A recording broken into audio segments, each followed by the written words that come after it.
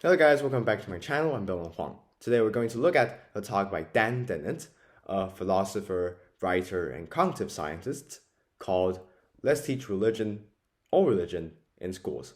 Let's get into it. Oh, before I really start with my summary, I want to say that my summary section is separated into two parts. The former is what Dennett thinks about religions and the reason why it should be taught in schools, and the latter is about the problems that religion has caused nowadays.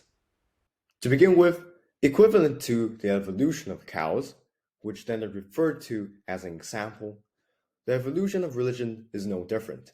That is, apparent across all religions, they all have a biological base and are natural phenomena that have been evolving and redesigning over millions and millions of years by humans and nature.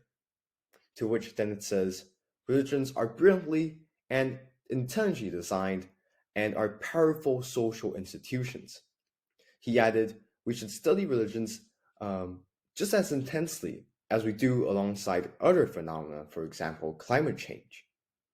Following that, Dennett argues that religion should be taught at all schools and in all types of education, even in primary schools, in a factual manner. Additionally, schools should not only teach students about their own religion, but also include others in different parts of the world. The reason being, the 80-year-old philosopher states, it is merely via teaching religions that pupils can and will learn the concept of informed consent, which is importantly one of the most vital elements of our culture and the basis of democracy. Thus, without being aware of informed consent, it will only violate principles of democracy and lead to a not prosperous, rather impoverished, impaired, and disrupted society. Moreover, in regards to several negative comments made on this proposal, Dennett says, beyond reading, writing, and mathematics, learning about the facts of religions benefits children in becoming responsible adults in the future as well. To demonstrate a practical illustration of how religions are known for its constant reform and redesignation, the writer of Consciousness Explained took the book The Purpose-Driven Life by Rick Warren as an example. Despite thinking that it is a beautifully written book, Dennett mentions that he has some issues with it nonetheless, which are more than solely differences of opinion. Below are the two main problems that I summarized from what the writer said about the book, and both of which can also be applied to religions in general. Based on the extracts of the book that Dennett shows in the talk, one of the problems that arises is people's misinterpretations, as parts of the book are vague, not explained in detail, therefore making it open to readers' interpretation, all without knowing the author's true intention. Such could be seen via one of the extracts from the talk, namely, the Bible says Jesus is the only one who can save the world. In response, then it questions, are we going to convert all the rest of the world into Christianity whilst their own Bibles are educating them to do the same thing as well? Further, Dennett also maintains that the book discourages people from scientific understanding. Otherwise stated, regardless of the purpose behind the means of how certain lines are written, the cognitive biologist argues that it does not agree with evolutionary and biological facts, which are not shown in the book. This could be vividly shown through the extract, don't ever argue with the devil.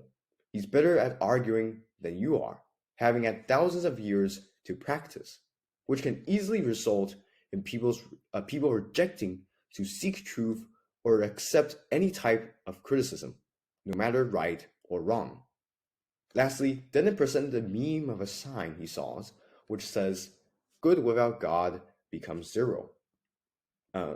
However, beyond disagreeing with it, the American philosopher asserts that there are certainly atheists who do not believe in God, but are doing well in society.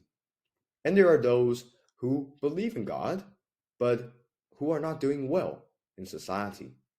In my opinion, though I think this is a relatively difficult topic compared to the other ones that I've watched and done on my channel, as it took me more than 5 times to grasp his points. I feel that what Dennett argues is certainly an idea that we should acknowledge nowadays. Here, in my opinion section, beyond expressing my agreement with the cognitive scientist, I would like to express some of my thoughts with respect to religion.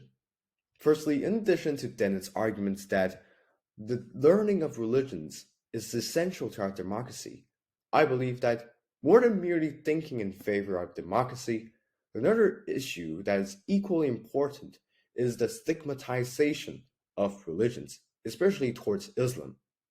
That is to say, from my perspective, in respect to the US specifically, since 2017, there appears to be a dramatic rise in the case of Islamophobia, where a significant number of individuals demonstrated violent acts against Muslims.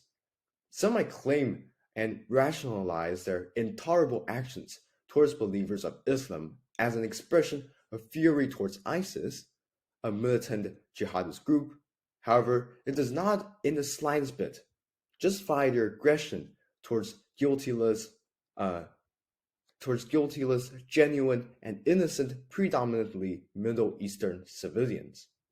To which I argue is frightfully dangerous, as this not only may drive the US further towards an extremist direction, but it will also become just as polarized, extreme, and narrow-minded as the terrorist groups that it has wanted to annihilate. Just like what I've talked about in Sapolsky's talk, please check it out on my channel if you're interested. We shouldn't comment lightly on others' actions, as we never know what a person might have been through that resulted them being in the way they present to us now. Likewise, neither should we critically judge other people's religions, which is oftentimes, needless to say, based on stereotypes. There is no religion that is good or bad, as I believe that a lot of religions in the world share and hold similar philosophies and views, such as one of the lines of the book, The Purpose-Driven Life, quote, "Surrendered people obey God's words even if it doesn't make sense," and the meaning of the word Islam, submission or surrender of self-interest to the will of Allah.